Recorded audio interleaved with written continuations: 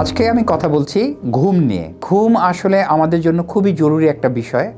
যদিও আমরা সবসময় এটা নিয়ে খুব একটা চিন্তা করি না। আমরা মনে করি শুলাম, ঘুমালাম, ঘুম তো নরমাল একটা ব্যাপার। কিন্তু ইদানিং দেখা যাচ্ছে যে আমরা পর্যাপ্ত পরিমাণে আসলে ঘুমাতে পারছি না।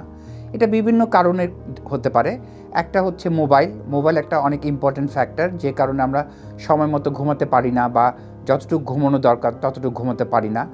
আরেকটা হচ্ছে যে সকালে একটা টেনশন থাকে, অফিসের টেনশন বা সকালে উঠে কাজে যাওয়ার একটা টেনশন। অনেকে চেষ্টা করে যে দুপুরবেলা হালকা একটু ঘুমিয়ে নিল ওটা ব্যালেন্স করার জন্য। কিন্তু বিভিন্ন স্ট্যাটিস্টিক্স বা রিসার্চে দেখা গেছে যে একটা অ্যাডাল্ট লোকের মিনিমাম 7 থেকে 8 ঘন্টা পর্যাপ্ত পরিমাণে ঘুমের দরকার। এটা যদি ঠিকমতো সেই ঘুমটা না যায় তাহলে দেখা যায় যে বিভিন্ন রকম সমস্যা দেখা দিতে পারে সেই মানুষের।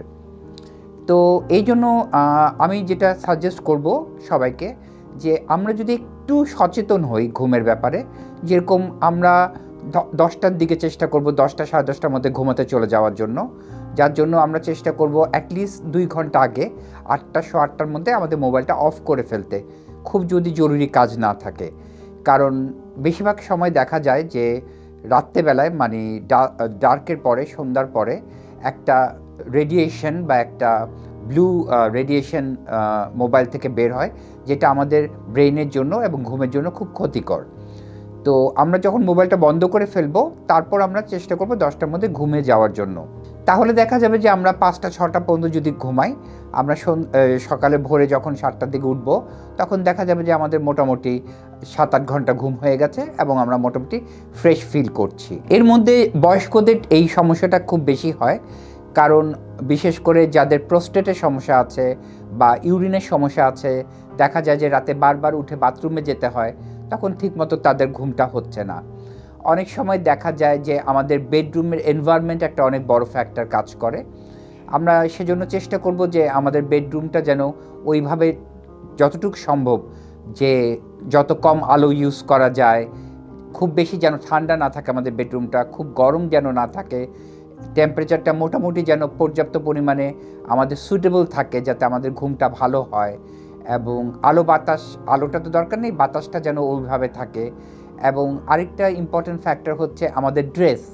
আমরা সবসময় চেষ্টা করব যে ঘুমাতে যাওয়ার সময় আমরা যত সম্ভব লুজ সুতির কাপড় পরে ঘুমানোর জন্য, কারণ এটাও একটা অনেক বড় ফ্যাক্টর আমাদের ভালো ঘুম হওয়ার জন্য। আরেকটা জিনিস যেটা জরুরি, সেটা হচ্ছে যে আমরা অনেক সময় যেটা করি যে আমরা ঠিক আমাদের মোবাইলটা সাইড টেবিল বা ঠিক বেডের পাশে রেখে দিই। তো এই জিনিসটা আসলে না করলে ভালো।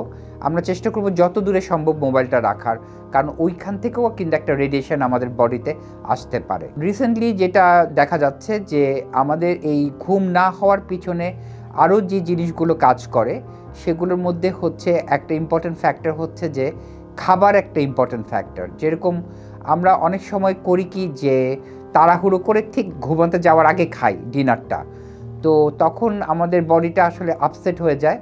তখন বডি ব্যস্ত হয়ে যায় যে আমাদেরকে কি ঘুমাতে সাহায্য করবে, নাকি ওই খাবারটা ডাইজেস্ট করতে সাহায্য করবে, না কোন দিকে যাবে।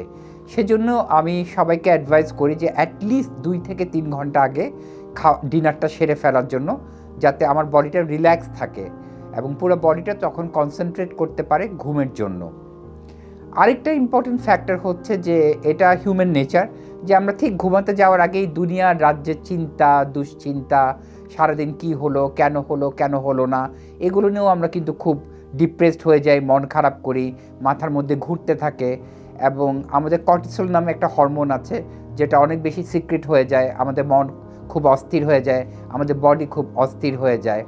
সেজন্য আমি বলবো যে আমরা চেষ্টা করব ঠিক ঘুমাতে যাওয়ার আগে অ্যাটলিস্ট আধা ঘন্টা 1 ঘন্টা আগে আমরা বডিটাকে খুব রিল্যাক্স করার চেষ্টা করব। এবং বিভিন্ন পন্থা আছে যেভাবে আমরা বডিটাকে রিল্যাক্স করতে পারি।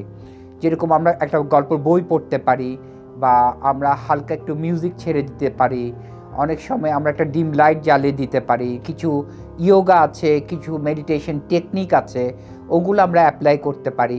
ওগুলো করলে হবে কি, আমার ব্রেইনটা অনেক কুল হয়ে যাবে, আমার বডিটা অনেক রিল্যাক্স থাকবে এবং আমাকে এই পদ্ধতিগুলো খুব ডিপ স্লিপ দিতে এবং ঘুমাতে সাহায্য করবে। ইদানিং আমরা দেখতে পাচ্ছি বিভিন্ন রিসার্চে আসছে যে কিছু খাবার আছে, যেরকম ডার্ক চকলেট, চেরিজ, তারপরে বাদাম জাতীয় যে কিছু খাবার, তো এগুলো যদি আমরা সন্ধ্যাবেলা হালকা ডিনার, যেহেতু আমি সবসময় বলি, তো এগুলো যদি আমরা খাই, এই খাবারগুলো কিন্তু আলটিমেটলি আমাদেরকে খুব হেল্প করে প্রচুর পরিমাণে মেলাটোনিন সিক্রেট করতে বডিতে, এবং মেলাটোনিন আসলে আমাদের ভালো ঘুমের জন্য খুবই জরুরি। অনেকে আপনারা দেখবেন যে আপনারা যখন ডাক্তারের কাছে গিয়ে বলেন যে আমার ঠিকমতো ঘুম হচ্ছে না, তো আজকাল আমরা অনেক কনসিয়াস, আমরা আসলে ঘুমের ওষুধ খুব একটা খেতে চাই না, তখন ডক্টর আমাদেরকে বলে মেলাটোনিন খাওয়ার জন্য। তো আমরা কেন খামাখা আর্টিফিশিয়াল মেলাটোনিনটা বাইরে থেকে খাবো?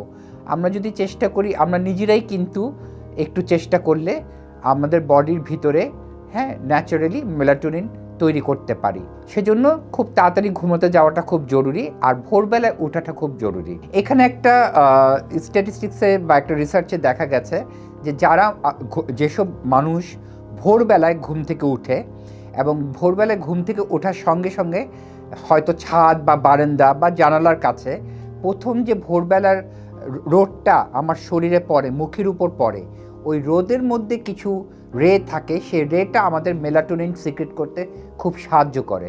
তো তাহলে আমরা দেখছি যে ভোরবেলা আসলে ওঠার অনেক উপকারিতা আছে। আরেকটা জিনিস হচ্ছে যে আমরা সবসময় চেষ্টা করব যে যদি দেখি যে ঘুমাতে যাওয়ার আগে কোনো কারণে আমাদের ঘুমটা ঠিক মতো হচ্ছে না বা কোনো সমস্যা হচ্ছে, আমাদের কিছু ব্যায়াম আছে, আমি আগেই বলেছি মেডিটেশনের কথা, ইয়োগার কথা, তারপরও আপনি আরও নিজে নিজে কিছু রিল্যাক্সেশন টেকনিক ইউজ করতে পারেন, যেরকম আপনার 2 হাত দিয়ে আপনি কান, ঘাড় এইসব জায়গায় হালকা করে ম্যাসেজ করতে পারেন, এবং এগুলো যখন আপনি ম্যাসেজ করবেন দেখবেন যে অটোমেটিক আপনি অনেক রিল্যাক্স ফিল করছেন।